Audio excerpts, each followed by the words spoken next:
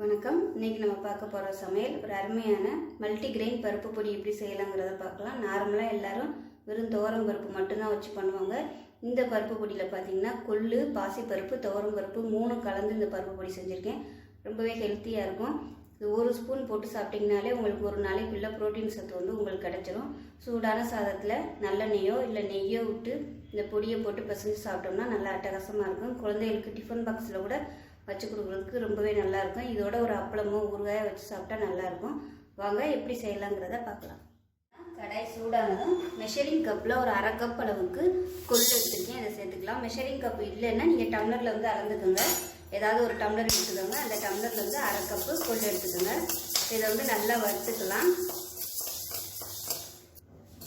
கொள்ளு வறுபடுறதுக்கு ரொம்ப நேரம் ஆகும். அதனால் மீடியமான ஃப்ளேமில் வச்சு நல்லா வறுத்துக்கணும். இந்த கலர் மாறுற அளவுக்கு நல்லா வறுக்கணும். அது நல்ல ஒரு வாசனை வரும். அந்த அளவுக்கு வறுத்துக்கலாம். இப்போ பாருங்கள், நல்லா வறுபடுருச்சு. கலர் நல்லா மாறிடுச்சு. இதில் நல்ல ஒரு வாசனை வருது. இப்போ இந்த ஸ்டேஜில் இதை வேறு பிளேட்டுக்கு மாற்றிக்கலாம்.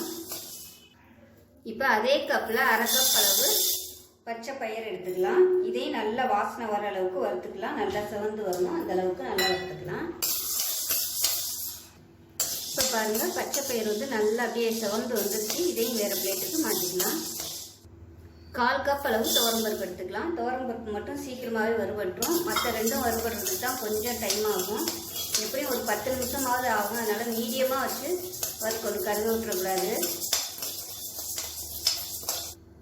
இப்போ பாருங்கள், துவரம்பருப்பு நல்லா வறுபட்டுருச்சு. இதையும் வேறு பிளேட்டுக்கு மாற்றிக்கலாம். இப்போ இதில் 7 வரமிளகாய் சேர்த்துருக்கேன். இதையும் சேர்த்து நல்லா வறுத்துக்கலாம். எண்ணெயெல்லாம் ஊற்ற வேணாம். இதோடவே இந்த பொடிக்கு தேவையான உப்பையும் சேர்த்துக்கலாம். இது வந்து பத்தாது, அரைச்சிட்டு அதுக்கப்புறம் பத்தலைன்னா நம்ம சேர்த்துக்கலாம். இதுவும் நல்லா வறுபட்டுருச்சு. வேறு பிளேட்டுக்கு மாற்றிக்கலாம். இப்போ இதில் 1 டீஸ்பூன் ஜீரகம், 1 டீஸ்பூன் மிளகு, இது எல்லாத்தையும் வறுத்துக்கலாம். இது சீக்கிரமாகவே வறுபட்டுரும். ரொம்ப நேரம் ஆகாது. ஏன்னா கடாய் வந்து நல்லா சூடாக இருக்கிறதுனால சீக்கிரமாகவே வறுபட்டுரும். கருக விட்டுறாமல் வறுத்துக்கலாம். இப்போ நல்லா வறுபட்டுருச்சு. இதையும் அந்த பிளேட்டுக்கு மாற்றிக்கலாம். இப்போ பாருங்கள், எல்லாமே நல்லா வறுத்துட்டேன்.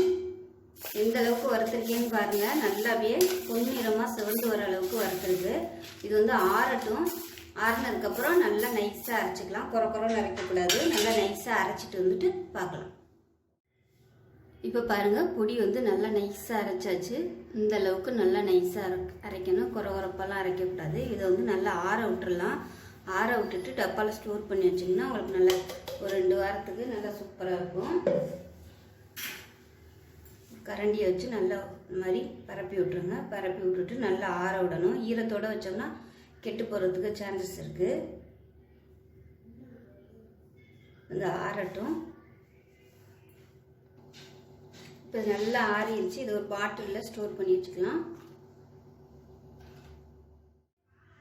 இப்போ பாருங்கள், நமக்கு அருமையான ஒரு பருப்பு பொடி ரெடி ஆயிடுச்சு. அதாவது மல்டிகிரெயின் பருப்பு பொடி, எல்லா பருப்பும் கலந்த ஒரு பருப்பு பொடி. ரொம்பவே ஆரோக்கியமாக இருக்கும். இது வந்து சூடான சாதத்தில் நெய்யோ இல்லை நல்லெண்ணெய்யோ விட்டு இந்த பொடியை போட்டு சாப்பிட்டோம்னா அவ்வளோ அருமையாக இருக்கும்.